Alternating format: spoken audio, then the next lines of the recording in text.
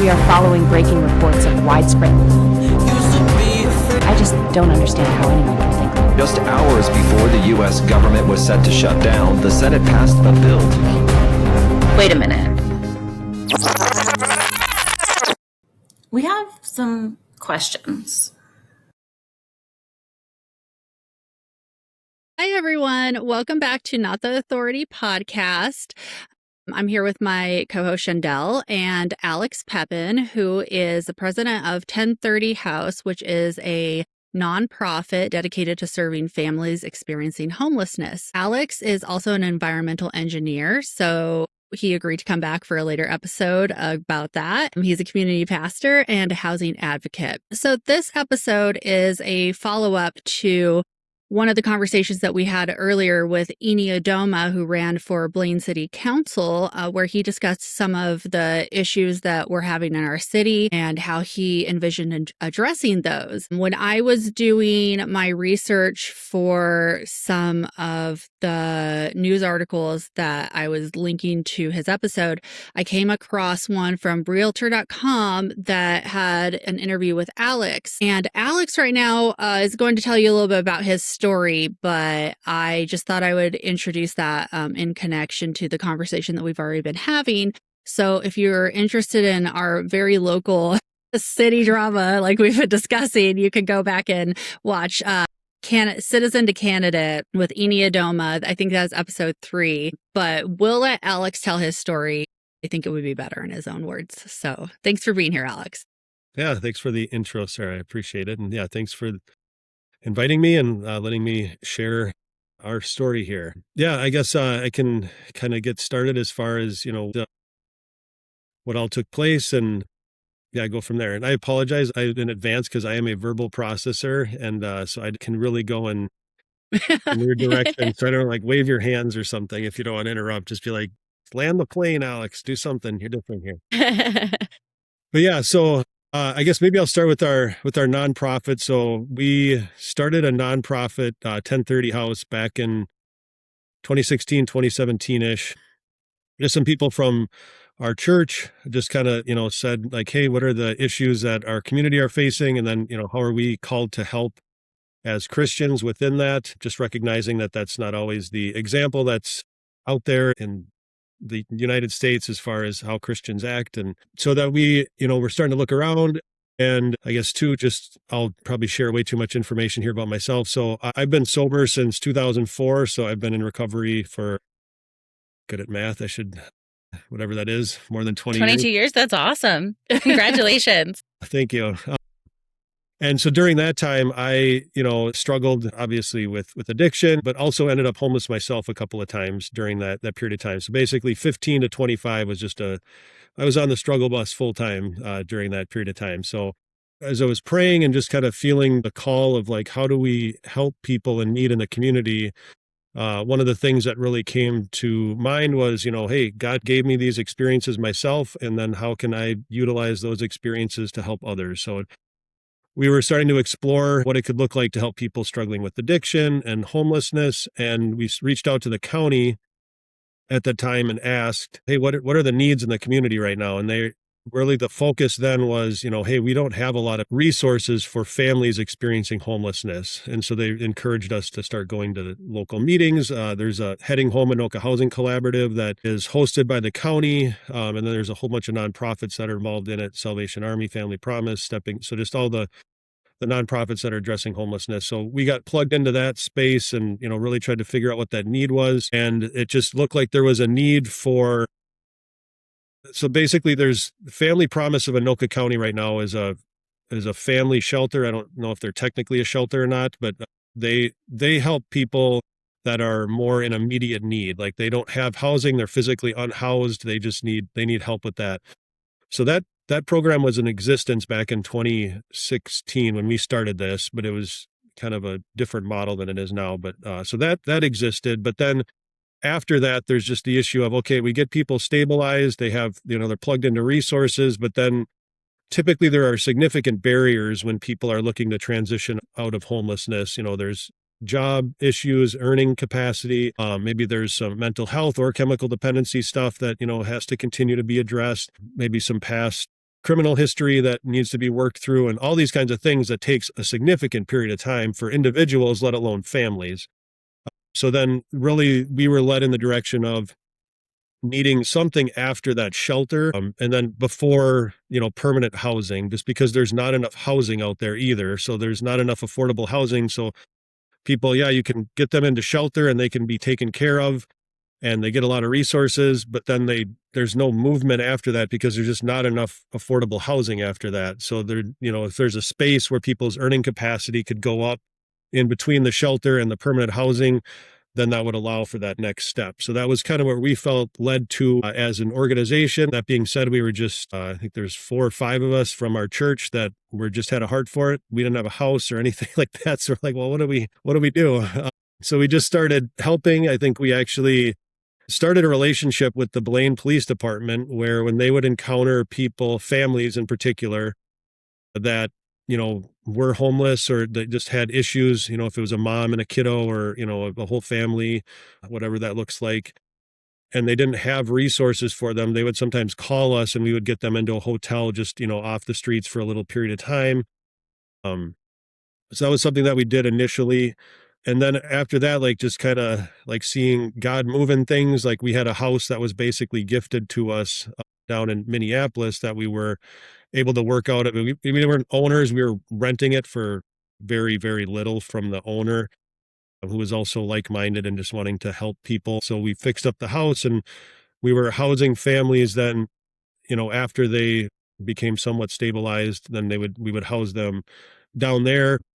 One of the issues associated with that was just the distance. I mean, it's quite a ways down to Minneapolis from Blaine. So that was just challenging to, offer the support that was needed, all those kinds of things. So it became clear that that was just too far away for us to really do that effectively and well. And we wanted to make sure we were properly supporting the families that we were serving. So then about that time, we started looking around, like what are other options? And then it was, hey, look in the Blaine City Code. I can have an accessory dwelling unit in my backyard. So we then started to explore that. We actually, our family, we moved to Indonesia for about 1.5 years. I think it was like 16 months we started a company there to kind of help offer jobs for local people in Eastern Indonesia that had otherwise kind of been discriminated against and stuff. So during that time, we actually had a mom stay in our house here in Blaine that I'm currently sitting in that was struggling a little bit and kind of needing that time. So we didn't pursue the ADU at that point in time. We recognized that there was potential for that ADU, but then we moved over to Indonesia. And during that time, we were renting our house out just as a typical rental for that mom and her kiddo. And then when we came back, it was like, all right, now, we don't have that house in Minneapolis. Now we're occupying our house here in Blaine. Let's pursue that accessory dwelling unit. So that's when then, as Sarah mentioned, I'm an environmental engineer. My job is literally to what are the environmental rules, and then how do I meet them for my clients? So it's like, okay, I look in the code and I say, okay, here's what I'm allowed to do from an accessory dwelling unit standpoint. I reached out to the city, and the city staff was actually incredibly helpful throughout this whole process. I had questions. How do I apply? It's not always super clear to understand how to do all that stuff. So it was actually the employee, her name was Alex as well, which, a couple of points right there. So, but so she and I talked a number of times back and forth. I would submit something. She's like, oh, you forgot this. Hey, you need to address that. And submitted it, got it completed. And then we went on to Planning Commission, and Planning Commission had some questions. I think at that point, the neighborhood, because it's a conditional use permit, it's not just an automatic approval. Like they have to give public notice. And so everybody within a certain distance got this notice. Prior to that, I had been out in the backyard, like laying things out, measuring things and all that kind of stuff. And my immediate neighbor did ask, like, hey, what are you up to back there? And I did share, hey, this is what we're looking at doing. We're looking at putting an accessory dwelling unit back there and sharing all that. And, he didn't really say much at the time. I think there's probably a little bit of Minnesota nice there, just not being confrontational. But then when that public notice went out, holy cow, the neighbors got really upset. That was, I had one neighbor that said, if you do this, we we're not going to like do anything really bad, but we will not acknowledge you. We're not going to say hi. We're not going to, it was like, okay. It's like, that was not, I mean, I really thought this would have been like putting a fence up or something. I did not think it was that big of a Right. deal. I was like, holy cow. Did they bring up any specific concerns that they had? Or was it just like a general, like, not in my backyard kind of mentality? Yeah. I mean, to me directly, it was just basically like this, you can't do this. It was, and I was just confused and really taken aback, like face to face, because I was like, but I can, it's in the code. Like, I don't know. Right. Like, Yeah. I don't understand, that it was, well, people are going to be back there. And then, they're really, I don't know if it was before the planning commission or after the planning commission, there was a lot of just kind of silliness going around. I mean, there was one flyer. So we do have friends in the neighborhood. So there was one flyer that got put on people's doors, basically saying, come attend this meeting to stop the Pepins from building a homeless shelter in their backyard for drug addicts. It's like, Oh my that's gosh. not at all what we're doing. It's like Right. our we have 3 kids that are like, I think the setback is 15 feet from our house and I meet it by 2. So they're 17 feet away. I don't want, like problems right by our family. So that was, I think like a general thing that got going. Again, I don't know if it was before the planning commission or after, but just people were really latching onto that, like, hey, we need to keep our park safe. There's, we can't have a homeless shelter back there. And really trying to explain like that's not a homeless shelter. It's just housing for people that, have already been through a program, are stabilized and have access to everything. Because really the thing that drove this was what we learned with our house down in Minneapolis, through the good parts, the bad parts of like people need to be stabilized. There's some things that we are not capable of navigating through or anything like that, that there's, acute mental health or chemical issues that are like, there's being in a house by yourself is not the appropriate setting to manage those issues. Sure. And so, I mean, like we were, really just taken aback by everything. I was just really caught off balance by all of it, as far as the pushback and everything. So yeah, so then we went to planning commission and we got approved at planning commission, and barely, but we got approved. And then we went to city council, and that's like when the neighbors really got going on things. I mean, there was a huge meeting of probably like 40 people or something at one of the neighbors' driveways where they had two of our city council members, so Tara Fleming and Chris, I can never pronounce his last name correctly. Christmas. Anyway, they were both there just kind of hearing those concerns. And then, we heard about that and we're like, well, I'd like to get our point of view out there because what is being espoused is not at all what we're actually doing. So we did invite Tara Fleming over and Chris. He didn't actually end up coming over or anything, but Tara did.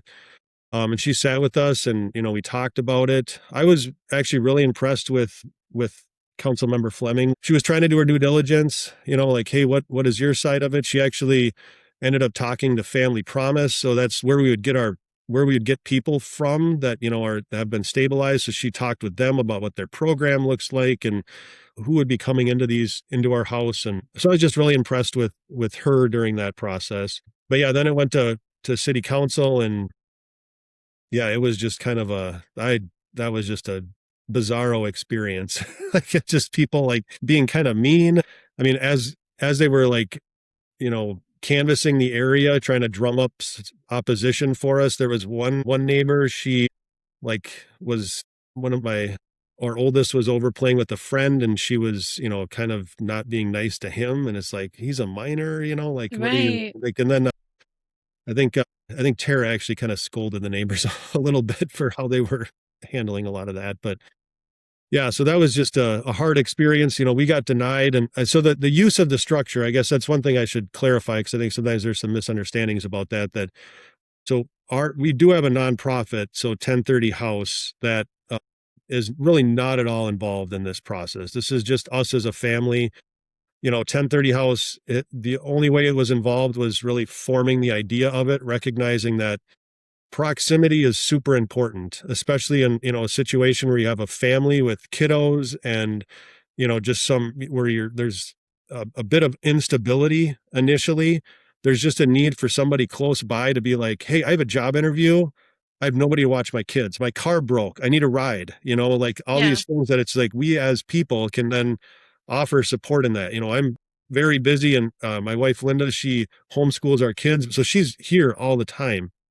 She's busy, but she could, accommodate things and do that kind of stuff. So we're really looking to help people in that vein. Also recognizing that, housing is ridiculously expensive right now. So we have, aging parents.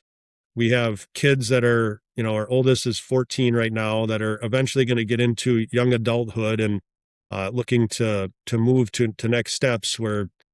So we're looking at this thing like, hey, this is such a great opportunity for us to help people in need in our community, to help our parents, to help our kids. And eventually, like, hey, one of the kids could move into this main house and we could move back there. And like, so we had all these amazing things in our head. And then all of a sudden it's like, city council's like, nope. And I was just so confused by all of that, where it's like, and a lot of the things that were being said, are actually dealt with in the ordinance too. So it was really confusing for me. For like, one of the things that was brought up is, well, corporations are going to come in and just rent out, all this space and everything. But one of the rules in the ordinance is the owner has to occupy one of the structures. So it's like, well, you can't do that. Corporations that's impossible for them to come in and physically occupy one of the spaces. Like that's not what they do. Prior to like your guys' application, are there other homeowners who have ADUs in your area that, like, was it a disclosure issue? Like if it had just been like, hey, we're going to use this as a rental property, do you think it would have had like as much blowback, or what were all, I guess like if it already was allowed, like, are there not other people who were also utilizing that in the ordinance? Yeah, we were the first application. Okay. That is a good, but it was in place since 2021, and that we applied for it in 2025. So it just sat there and that was another thing where people are like, well, this is going to change the entire nature of our community. It's like, we're the first application in 4 years. Like, how is this going to change the face of Blaine? Right. Well, and But I yeah, think that that like you addressed something really important, is something that we've talked about, because we also have older teenagers and the housing market is a mess. And we've thought about like, okay, can we put an ADU on our property for our older kids to help give them some independence? And I think that like this is an issue that, even outside of the nonprofit and the service work that you're doing, that is an issue that like a lot of families are considering. And so it's really curious to me that they would pass the ordinance and then the first time somebody tries to use. Yeah, it felt like I feel like and I don't actually know if this is a good analogy. It's a good analogy in my head anyway, but I feel like it's a situation where you're going through a neighborhood, you see the speed limit of 30, and then I'm going 25. And then all the neighbors like flag you down in the street and are like, you need a ticket. The police gives you a ticket. And they like just kind of change the rules all of a sudden. The speed limit should be 20 here, is what the neighbors say, and then all of a sudden they just kind of change things. And so, yeah, it was just like a really odd, I feel like that was a bad analogy, but. No, it was a good one. Yeah. But yeah, so like it just felt like a really just odd circumstance, and I think that was one thing that, so that's a really good question, and something that a number of people have asked, as far as like, you didn't have to share all that information up front, like as far as who you're serving and all that. And yeah, I mean, we were trying to be really open and transparent about it. We didn't want to, that was one thing that, and I think that's kind of a crux of the issue too, is like, it shouldn't matter who lives there. Like that's, No, it shouldn't. You can say it. Over the years, we've, discriminated against different groups uncouched it in a lot of different ways. But, if you're like, well, we'll change the nature of the neighborhood, or there's a lot of different ways to basically put the kibosh on affordable lowering housing. property values. Yep. Yeah, exactly. Right. There's always something to do with it. And that's one of the things, like, I appreciate the opportunity to share about this, because, when it got denied, we were like, well, what do we do here? Like, how is this happening? This isn't fair. Like, how is this legal? No. We had a number of people tell us like, it's not legal. I have an attorney friend that I used to play baseball with, and I talked with him about it. He said that, at one time at his city council meeting, their city attorney basically told the city council, and not the same situation, but a similar conditional use type of a thing like this. basically told the city council, like, hey, if you deny this, we have no legal right to deny this. If you deny this, we will be sued and we will lose.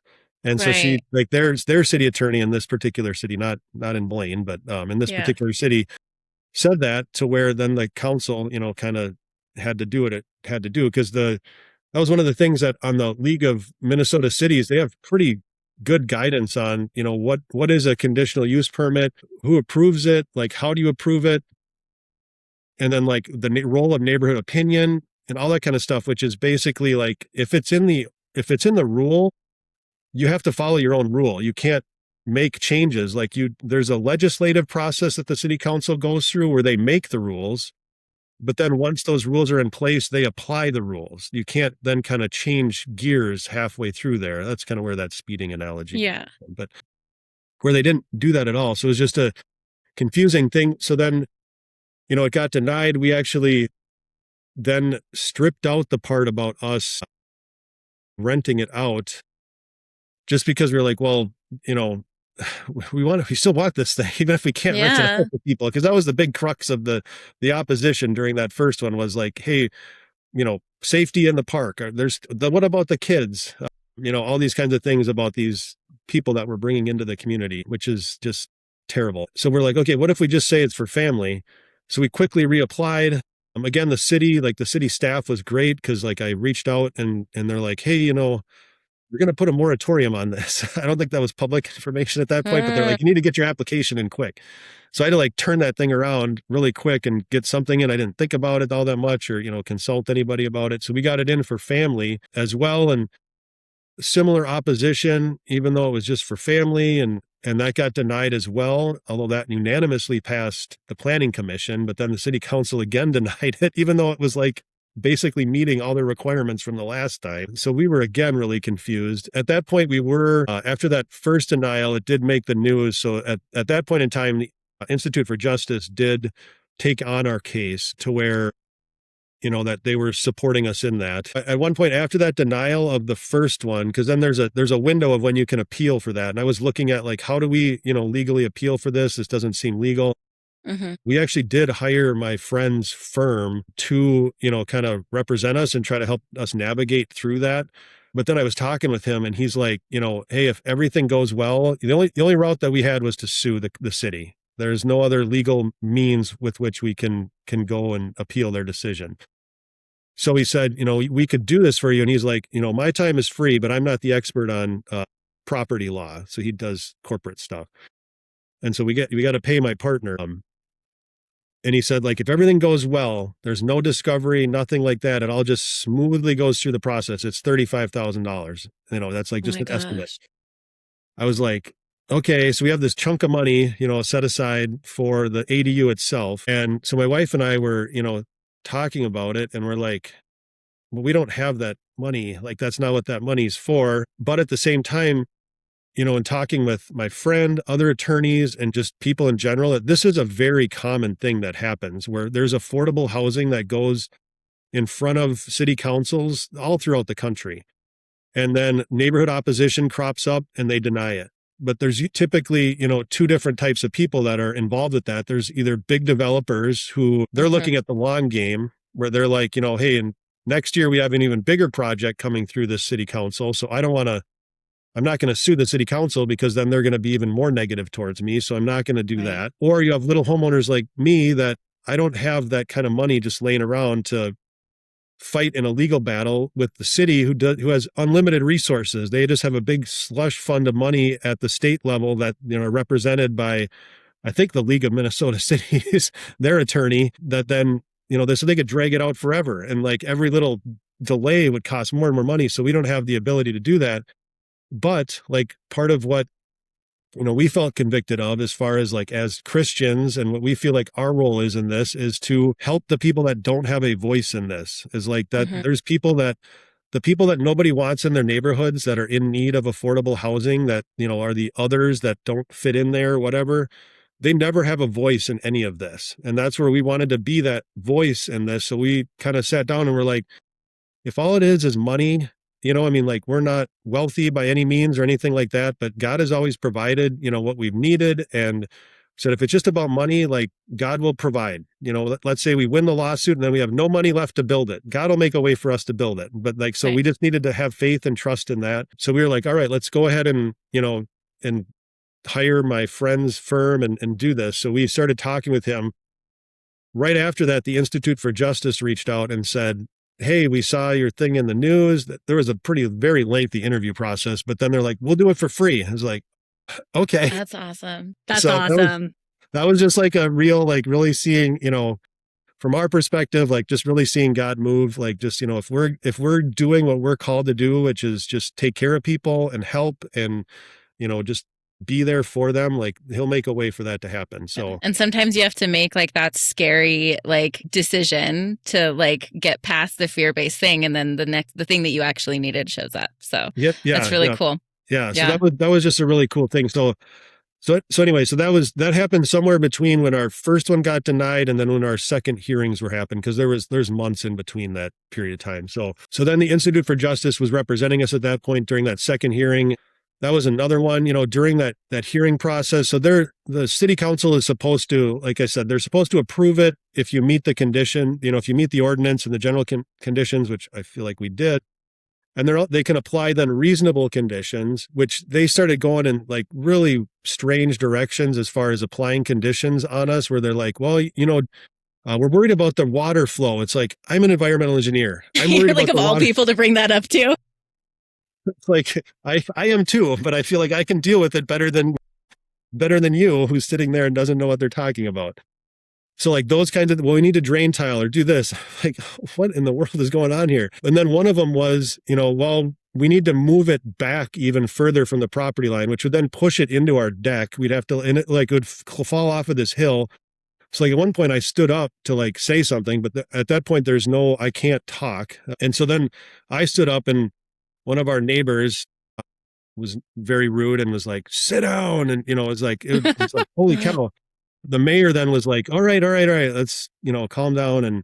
And so then, but he didn't allow me to talk. So then I sat back down, but there was not really an opportunity for us at that point to talk at that city council hearing. We did all of our talking at the planning commission. So there was really just time at the beginning for all the neighbors. There's only, 20 minutes or 15 minutes or something for people, like the public forum part, which they basically monopolized that time. So then like there's nothing that we could say up there, like, I couldn't offer any kind of a rebuttal to these crazy conditions that are coming in place where it's like, holy cow, like that's not a reasonable condition because you're making it impossible to build. Like, right. So that was just a really hard process. But then, at that point we had already, I think that day that our public hearing for the second application is when we filed suit against the city. So like that, we did feel, just talking to a number of legal people, my friend, there's other people I've talked to, and then the attorneys for the Institute for Justice, we really feel pretty good about our lawsuit from a legal standpoint. So that made us, at least feel okay. It was still devastating. I mean, it's like we have these plans and everything, and really confusing and just like hard to see. I feel like the public discourse has gotten to the point where you don't have like conversations anymore. It's just, if I yell the loudest, then I'm going to be heard. If whereas I don't think that's how our system is supposed to work. We vote people into office that we recognize their experience, their aptitude to lead, knowing that they are represented by me, all of us. And they're supposed to follow the rules. They don't just get to like go and make up whatever they want. Yeah. Just kind of do what they want, or what just because public opinion is swaying one direction. So I feel like this is just a kind of an example of, what like our public discourse, how that's gone in just a terrible direction. And it really rewards the ones that have the loudest voice, even if that isn't necessarily the majority voice. I mean, like it's just a small little subset of the population in this little tiny spot in Blaine. And yet because they were loud during the process, that somehow, means that then we don't follow the rules, or like just a hard thing to kind of move through. So, and that's kind of, and somebody sued the city, which I never in a million years thought I would say that statement out loud. Right. Yeah. Here we all are. Yeah. And I wonder too, because like this is your home, this is where you're raising your children. Like, how has this shifted the way that you see your community and the way that you feel about living in your community? Yeah, it's been hard. So when we lived in Indonesia, like that was hard. It's a different culture. It's, we were learning the language, all that kind of stuff. So we came home and we're like, oh, man, we can relax. No, Yeah. that was not at all the case then. It's hard. Like we had, not, we don't like really close with our neighbors or anything, but throughout this process, at one point, after I think we got our first one denied, we actually brought some cookies and I brought the kids over to our immediate neighbor. And the one who kind of led the charge, just be like, hey, we're regardless of the outcome of all this, like we want to be neighbors, and was told, we're not your friends. We don't want to accept the cookies. And like, it was like, so Yeah. that, and then the neighbor Yeah. on the other side. So basically on each side of us, the neighbor on the other side was the one that said, if we did this, they're not going to be good neighbors. We won't break the law or anything, but we're not going to be nice. Side of us. Yeah. That's So just and not then- comfortable. That's awful. Yeah. And then they had signs, during the process of, basically this neighbor had the sign with an arrow pointing towards us, that neighbor with it towards us. So I felt like, I'm with stupid shirt or whatever, like that was, so it has been challenging, like just, we back up to a park. So my wife and I walk pretty much almost every day around the park, just a few times after dinner. And yeah, it's not as comfortable anymore, but I don't know. Like it is hard because we do have to tell ourselves regularly that is just a small subset of the population. I mean, it was mainly original homeowners who are, older, and there's a certain way that things are supposed to be, and we're trying to change that. So, I mean, I do understand that there's some frustration or even fear associated with that. So, I mean, I can recognize that. I feel like there was a different way to go about all of that. So yeah, it's been hard. One of the things that we talk about a lot on this podcast, and I don't particularly want to have to do this, but it's just a need that we have in our society right now, is just being able to have conversations with people and listening to different perspectives and treating people with respect. And it's incredibly frustrating because obviously that happens a lot online. One of the things we addressed in our episode that I referenced was just some of the behavior of city council members and community members, like regarding just the elections and the process of passing things through. And I've been really appalled by that behavior. I'm appalled by your story and the way that your neighbors are treating you. And there's really, it's hard for me to understand why people feel the need to act like that. So I feel like there's education that needs to happen in that space. But also at the same time, I think we can see in our country that the bullies are also winning, and they're siphoning up a lot of community resources and national resources that need to go to people who desperately need things like food, housing, and healthcare and infrastructure for our country. And so, yeah, I really glad that you have a lawyer, first of all. Second of all, Absolutely. just really grateful that you decided to take up this fight. And, that's why we want to support you as much as possible, because it's the only way to change things at this point. And, you don't strike me as a person who really wants to get involved in anything like this. Like, you're trying to help people, but these are the barriers that we have to go through in order to make change. And it's just so much more difficult than it has to be, but it's where we have to start, I think. So thank you. And sorry, I kind of interrupted, but you can continue now. Yeah, no, but I think you bring up a really good point. That was one of the things that was really jarring for us, is just how this all went about publicly, and like, it was just felt icky. Like all of it just felt like, like not good. And so, yeah, it was just a hard process, but yeah, I mean, and I do feel, hopeful, I guess, just for like this situation. So with accessory dwelling units, I mean, it's something that's becoming more and more widely used across the country, and it's something that multiple states have recognized this is a problem. And I actually talked with somebody that is a representative at the state level, and he said, your situation, he's like, the weird thing about our situation is that we have support from liberals, I think that's my left, and conservatives. Ours is more geographical. So he's like, you're going to have support from liberals in the urban areas, and you're going to have support from conservatives in more rural areas who are, very much property rights. But the suburbs are just going to be really anti anything like this. Like, So it turns into more of like a geographical issue than an actual like political one. So I think that a number of states are recognizing that and saying, just at the state level, single family lots that meet specific requirements can have an ADU. And then locally you can, apply some things that are associated with it, limited to such and such. So that's happened, in a number of different states. I want to say out east, like I should have come more prepared. No, No, you're fine. Don't worry about Number it. of states that have done that. we're And called then I not think- the authority because we don't always have our facts exactly straight. And we are welcome. Yeah, like true. people can come back and say like, hey, that wasn't right. Like, that's why we're here. We need to have the conversations without being worried that we're totally on it all the time. So it's fine. But there's a number of states that have kind of recognized that. Actually, at our state level, I think that's one thing that people could do is that at our state level, just this last legislative session, there's this whole world that I never had a desire to be a part of, that now just because we've had some public where people are reaching out, hey, can you tell your story? And then we're doing this and we're doing that. But there was a bill that was introduced that would have made accessory dwelling units allowable at all single family properties in the state of Minnesota. It got voted down. But I think it gained a little bit more traction this session than it did the last session. And again, the main opposition came from like the League of Minnesota Cities and things like that are wanting that local authority to happen. So I think that would be one thing to, I guess depending on where you live, I think that there are other places like, Fridley, as we get closer into the cities that do allow for accessory dwelling units, or Minneapolis. So, those are going to be better, if as far as where people live at, are going to be more accommodating of those things. But if we're looking to make like change that could be enacted in places like the suburbs, I think we almost have to do that at the state level to, talk to your local legislator that represents you at the state level to just say like, hey, we advocate for this ability for us to do this, knowing that locally people are going to be up in arms about it because it feels like we're changing the nature of the neighborhood.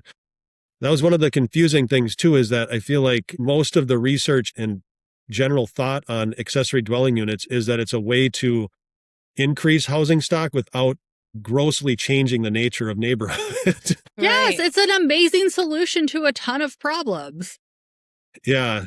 So that was, I feel like some of those arguments that were being made was like, well, I feel like this is the best way to help maintain infrastructure, all those kinds of things rather than a giant apartment building that's Right. thrown up somewhere. Yeah, but developers are behind those, so they're going to get their permits. It's fine, right?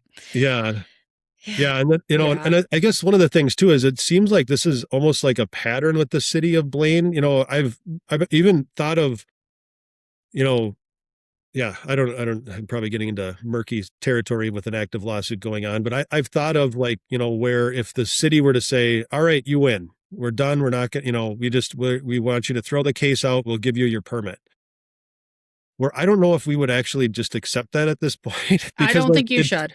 It seems like there's a larger issue and I don't know the details of the case that happened. I feel like it's only a few years ago. There was another lawsuit that the city of Blaine settled out of court, but I think it was somewhat related to affordable housing of some kind. So there's a developer that got something denied, which was why the reporter who covered our story, because she covered that one, was just really interested. And, she's like, hey, this seems like a pattern that's happening up there, to where, I don't know how much training people have at the city council level as far as what their legal responsibility is. It was in all the notes of literally right verbatim off of so I have the the League of Minnesota Cities, what their text is on conditional use permits pulled up over here. So this text was on every single application that we had that went in front of the city council. It was, the city exercises quasi-judicial authority when considering a CUP application. This means the city role is limited to applying the standards in the ordinance to the facts presented by the application. The city acts like a judge in evaluating the facts against the standards.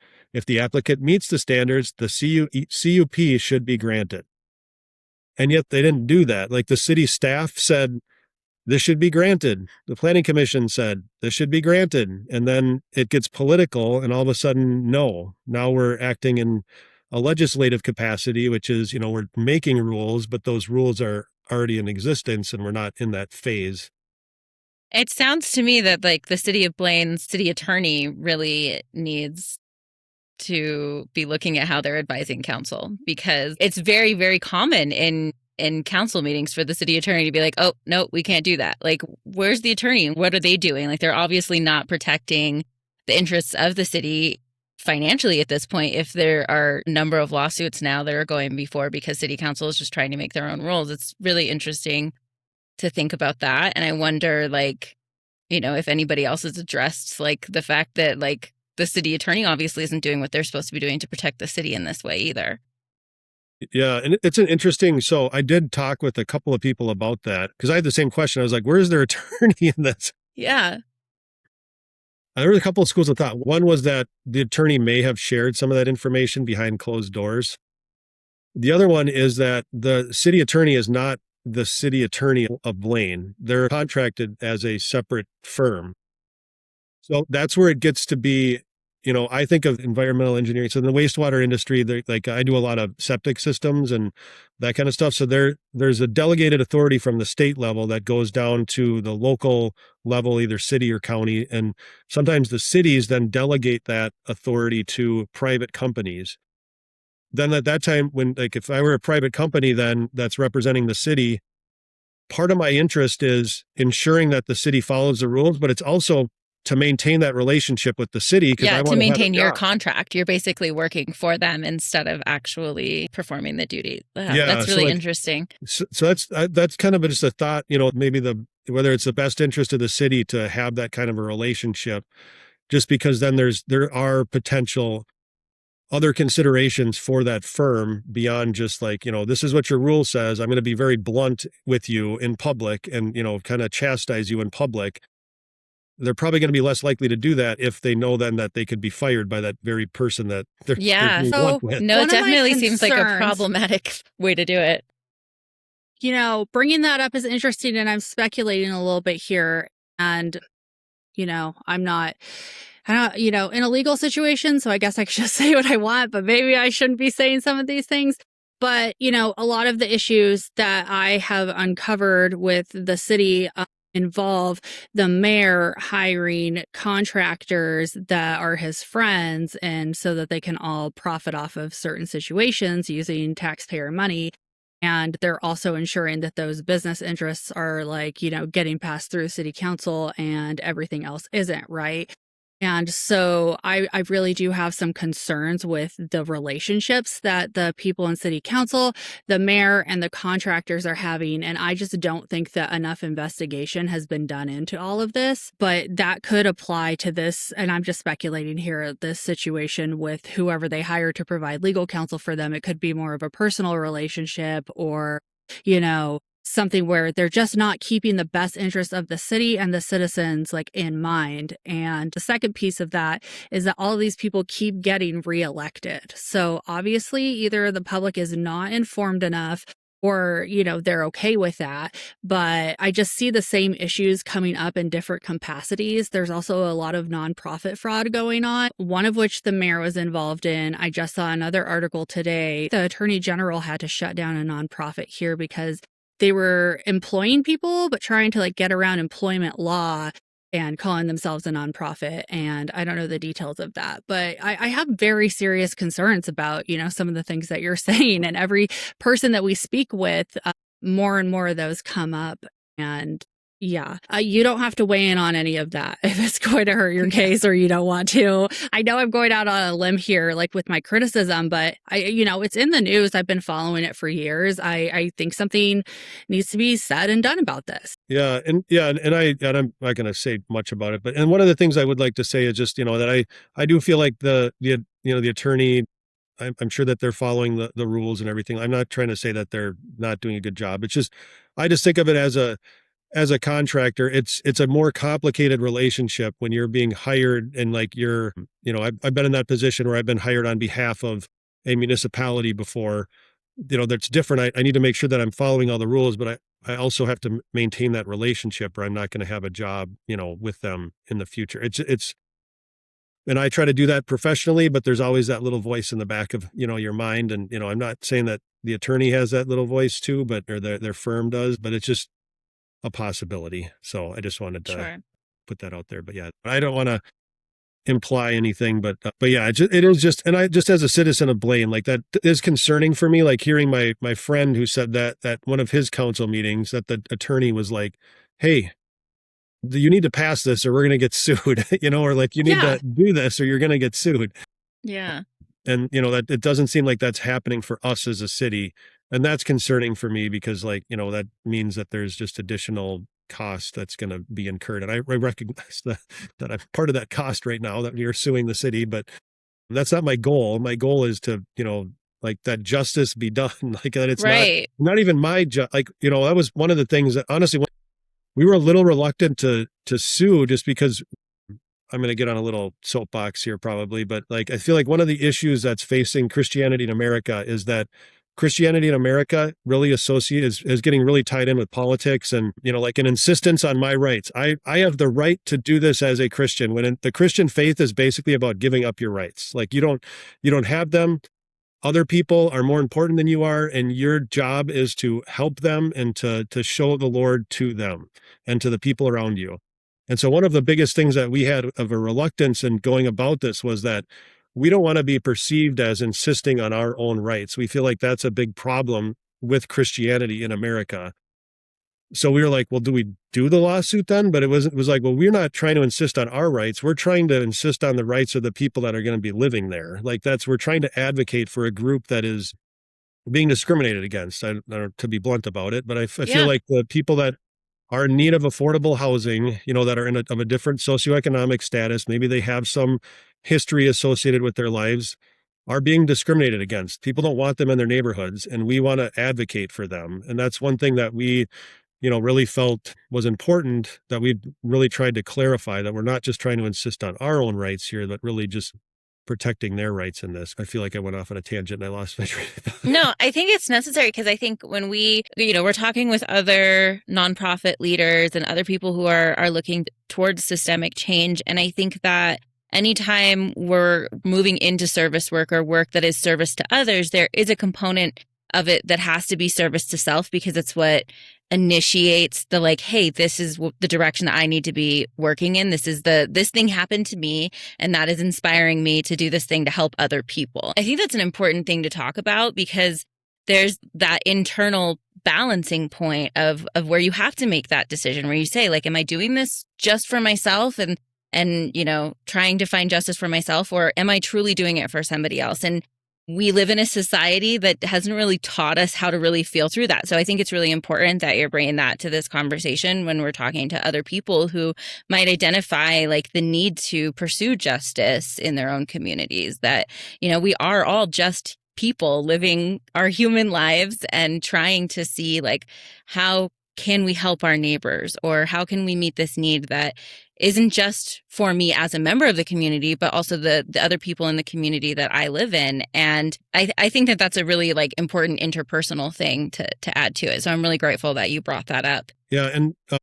I guess one thing too is, throughout this, and even like starting the nonprofit and a lot of the work that I do is, going back to just my own experience with everything, 15 to 25, a lot of that time I was with my parents, and like, I was not a good son.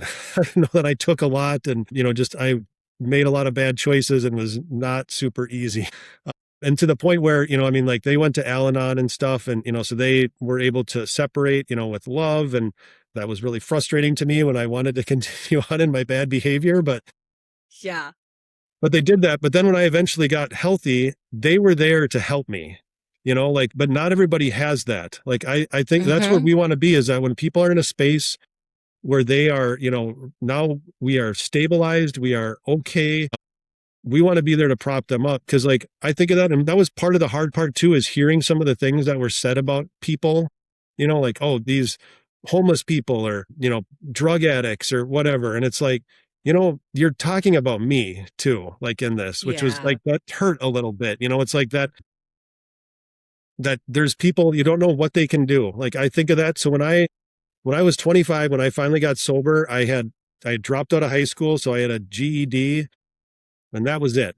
But now I have a master's degree in civil engineering. I have my own company, a nonprofit, all these different things. And that was, 22 years ago. So like, as these people that people are discriminating against, not letting them into their communities, what are we missing out as a community when we're not letting people in there? Like, what are, these people that are just hitting these hard patches, or their kids that are, their parents are Right. hitting these hard patches? Like, how are we as a society then allowing this to happen, where we're just letting them go, and it's like they don't have that support system, but we can be that support system, and now we're making it so that, nope, sorry, you can't be that support Yeah, system. you can't help other people. Like once people are down, they got to stay down. And I think that's a really important thing to think on too, is that like we all have a story and we all have, the lessons that we have to live. And some of us are lucky to have support systems. Others of us are not able to have those support systems.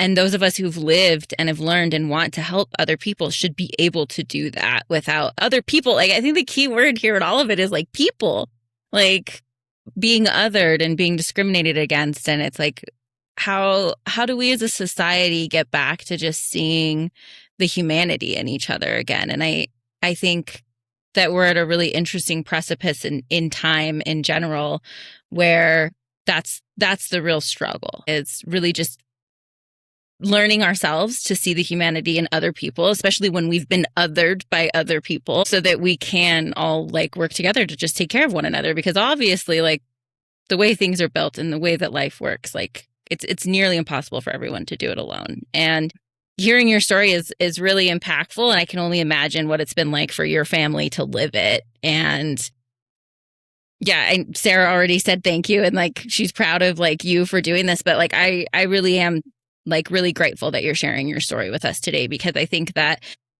a lot of people run into these things and don't know which direction to turn. And it's an interesting conversation as well too, when I think about like governance and locality, like versus like, states' rights and local rights and federal rights. And I think especially right now, when we've got like what feels like a lot of federal overreach happening, and people are really talking about, okay, well, we need to draw back to local solutions because your voice is where it should be heard locally. And I think this is a really important question that your story brings up, is like, well, what happens when you're moving locally and your own community is stopping you from doing that? Like, what do we do in that situation? So I think there's so many, different things that we could jump off, and I'm probably just rambling here, but I think it's really fascinating. So I really just want to illustrate the importance of this issue too. I mean, not only like do we not want to put a mother and her young child on the street who have also like done work to better themselves, which is very admirable, and we should be trying to help them further. And we're not even to mention all the barriers about getting back into housing. I mean, we could talk about credit scores. There's so much we could go into, but not last week, but the week before, we had this woman, Jasmine, and she runs, it's actually not a nonprofit. She just has a nonprofit sponsor, but she just goes out on the street and feeds people, right? And one of the issues she has is that the city keeps just barricading the encampments and shuffling people along so she can, she finds them all over the place. She can't even find them in a reliable location. And we've seen these stories all around the country. I used to live in Seattle.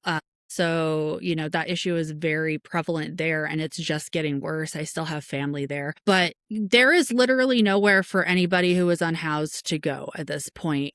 They're just, and this is an issue in Minneapolis too. I think, I don't know if it was Powderhorn Park, but a few years ago, they just bulldoze people's tents and they're the very few belongings that they have. And we don't have shelter services that are appropriate. We don't have transitional services. And, we have the coldest winters. Heat is becoming more of an issue. So where are these people supposed to go? We're just trying to make it illegal for them to be anywhere. And then now our federal government is also building detention centers just to take people for whatever reason to. It's becoming an even more serious problem than it already has been, and solutions like yours are so important. Mm-hmm. I'm sorry, I'm getting really passionate. I'm so angry about having to say this stuff at all, but but it is like, I think housing is I don't know, yeah, focusing on homelessness, but just housing in general, like, back to like older kids and like, aging parents and stuff like that. Like, housing is just so incredibly unaffordable right now that like, where do people go? Yeah. I mean, like, people get stuck in this one spot. And then, I mean, like, now I think what we're seeing is as housing is getting more and more expensive, like people that are older, that have mortgage, either their house is paid off or, whatever it is, that they're not going to move because they can't afford to move, so then they're Right. stuck there and now nobody can move into that housing. But yeah, I mean, housing, just those basic needs are so important, but they're not always met for people. And then how can we offer those types of solutions? And I think housing is such a big issue, not just around homelessness. It obviously it impacts homelessness because if you need to get into housing, but I think just from a, suburb, anywhere, I guess, really. Yeah. My You husband need and I housing. live multi-gen with my mom. And as millennials, that was really the only way that we were able to buy a house, was to do it with my mom. And so we're raising our kids with her. And that's a totally different model than any of us were really raised with. And I think a lot of people are having to pivot in directions that we never necessarily foresaw, Yeah. But it's just hard. Like, I think of like people that are, and that's one of the things too, is, when we think of homelessness, like I think there's probably a certain picture that we have in our minds of people. And that's a very small subset of the homeless population. Like that's, Yeah. and I'll just be transparent. Like I have a family member, he's since passed away, but he lived out in San Diego, and that was his lifestyle choice, was just like, I don't want to follow your rules. And, and he would get housing sometimes and he'd be like, nope, I want to go live the way that I want to live again.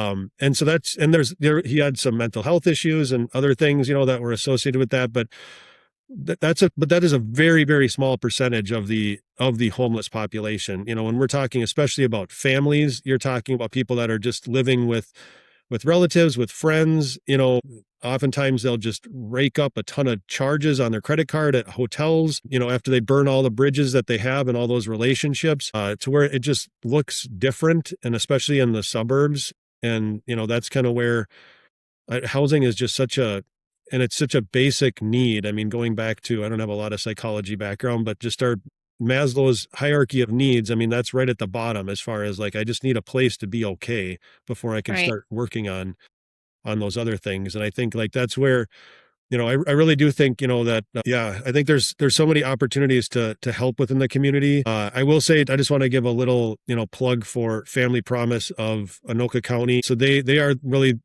so Family Promise of Anoka County and Stepping Stone Shelter are two of the main kind of shelter players within Anoka County. So Stepping Stone is for singles, and then Family Promise is for families. There's also Hope for Youth, that I don't know if they technically have a shelter, but they have some transitional housing, but they're more for single youth, is basically up to 25 within that sphere. But those are great organizations, I think, to be a part of in the Anoka County area, that are, doing a lot of good work, but that's just a, limited, because then that's shelter. Like I think of like Family Promise and Stepping Stone, and they have gotten into some scattered sites where the county will have some houses that, are going to be torn down or something like that. And they'll, as a nonprofit, will purchase them and fix them. And then people can rent them at a later time for for a below market rate rent. But that's just not enough. So, I mean, like they're doing good work, getting people out off the streets and into shelter. But then there needs to be that next step of getting people into housing. And I think that's where, I think we need to be creative. There's not going to be one solution. It's not building more apartment buildings or building more duplexes or whatever other housing types. It's how do we all work together? Because I think that's a beautiful model of, like intergenerational living. I think that's more of how we're actually designed to live, is like, to have people's helping us around us and all those kinds of things. But all those I think are good things that can be used to help tick the needle a little bit more with housing, because there's just such a need for it, and it's just getting more and more expensive. And that's where I don't know. Part of me is, I'm frustrated with what happened to us, but it's just, I see the need out there, and like, I just think that there's so many people that could be helped through having an accessory dwelling unit on their property, to where then all of a sudden they're able to rent it out. And like I said, just built-in community too, just having that person close by to offer some support. Not that would always have to be the case, but, I think of that with like aging parents and, kids that are transitioning and all that kind of stuff. It's just such a a great thing. I don't know. I spent a lot of years thinking about how awesome this would be. Yeah. Definitely. No, well, and good on you for not letting the frustration shut you down and continuing to Yeah. move forward and being inspired by what still can be. I think we touched on this with our conversation a couple of episodes ago with Charmant about, being able to be creative and utilizing existing infrastructure for housing stuff. I think we talked about it with Jasmine as well. And so I think that, being bold enough and not letting the frustration get to you and shut you down, hopefully this will pave the way for other people in your community to have creative solutions as well and, set a precedent for what other change people can bring forth in their own communities as well. Like, we have to be creative and we have to understand that it's got to be more than one thing. And the solution isn't just building more apartment complexes that are going to, sit empty or be a problem again in 15 or 20 years is what we've seen. So, yeah. I appreciate you sharing all of this because I didn't know enough about this subject to think about the need for transitional housing also. And so I think by sharing that with a lot of people, it really maybe in, communities that aren't having the city council issues that we're having, could inspire people to get something done where they live. And the last question that I have for you, and feel free to say anything else you want to say, but we just want to know how people who are listening to this can support you and if they want to donate, where would be the best place to donate? Do you need more media coverage? What would help you? Yeah, no, that's a good question. Yeah, and I guess from a nonprofit standpoint, because we don't have a house right now or anything, we're a small organization. I know not a lot of nonprofit people would say this, but you'd probably be best supporting a different organization right now. We do actually still support the mom and her kiddo that was in this house. So she's been housed now on her own for like a year and a half in her own apartment. But we still help a little bit with rent with her. But that's been an awesome story. She's a picture of what we see as success in this. I mean, she had, I don't want to share too much about her, but I mean, she has significant barriers in a lot of different arenas that take a lot of time. That's going to make it a struggle for employment, for housing, just because there's things that people can see on her record that, make them nervous that have been dealt with. But so she spent, she was in our house for about a year, a little over almost a year and a half. Now she's been in her apartment. She's gone to school to do pet grooming. She's started her own business. She's, doing that really well and, starting to really make a halfway decent income. She's she's taking care of her kiddo. She's gotten her into services and, all the kind of things that she needs. But that took, she was in her house for a year and a half and it's taken like 3 years to get to this point. It just takes a lot of time. And that's something that, I don't think we always are aware of just that those things it takes time. It's not like this immediate need and it's not like this permanent thing. But it's just how do we get to this permanently stable position? And that just takes time and people to kind of come around. So yeah, they can support us at 1030 House, www.1030house.org, I think. And then there's a donate thing on there. Okay, cool. I would say Family Promise is also another great organization that supports families in Anoka County. And then I do think, advocating at your people's legislator, I get confused as to the senator, and I don't know enough. I get confused about that too. Yeah. But anyway, whoever represents you at the state level or even locally, just communicating to people that make decisions, hey, I support this idea. Can we look at exploring this in our community, or can we look at, making this a rule in our state so that the local community can't shut it down all the time? Because I think this is a great example of that, of if there's enough voices that are saying one thing, the sad truth is our representatives will listen to that, even if that isn't necessarily the reality, right? They'll just hear voices. That doesn't mean that many people are actually agreeing with that, but they need to hear the voices. I think that's an important thing, of just to reach out to people that are those decision makers, whether that's on the city council or you're at the state level or whatever that is, and just saying hey, I am in support of this. Because what'll happen then the next time that there's some project that comes along, where then this group of people in the neighborhood come up and are we don't like this. They can remember, well, hey, somebody reached out and said they did so, or these 4 people reached out and said they are supportive of this. So it's not like everybody's against it. Cause that was one question that people would ask me is like, you recognize that everybody's against it. It's like, I don't think that's true. Cause I know 2 people in the neighborhood that are not. I think sometimes the people who are out there busy, like trying to help, be productive and stuff, are maybe not the people who like have the most time to get involved and be loud and obnoxious about stuff like that. And we need to find ways for people to get involved and recognize that, yeah, sometimes it's just as simple as just participating.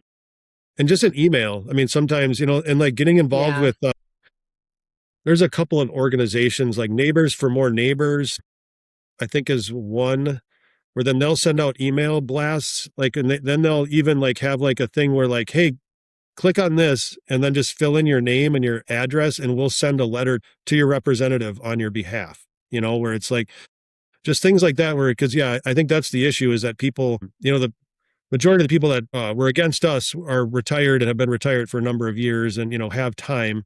Whereas people that are busy and, it's like, I can't be involved in that or, it's just, you're busy. You don't have a lot to do, but I can send a quick email or different things like that. I think that would be the best way to support, not necessarily us, but like just the larger effort. And I think the people that are impacted by a lack of affordable housing and just the discrimination against people of a lower socioeconomic status that would be a good way to support that. Absolutely. Awesome. Well, we'll make sure to link some of those in your bio and in our socials as all of this comes out. And we look forward to having you back to talk about wastewater systems sometime soon. But just really want to thank you for your time and having this conversation with us. We're really looking forward to watching it progress and see how things go. For our listeners, thanks again for being here. We'd really love to hear what you all have to think about this issue, creative solutions that you're seeing happen in your own communities. But until next time, thanks for listening and stay curious.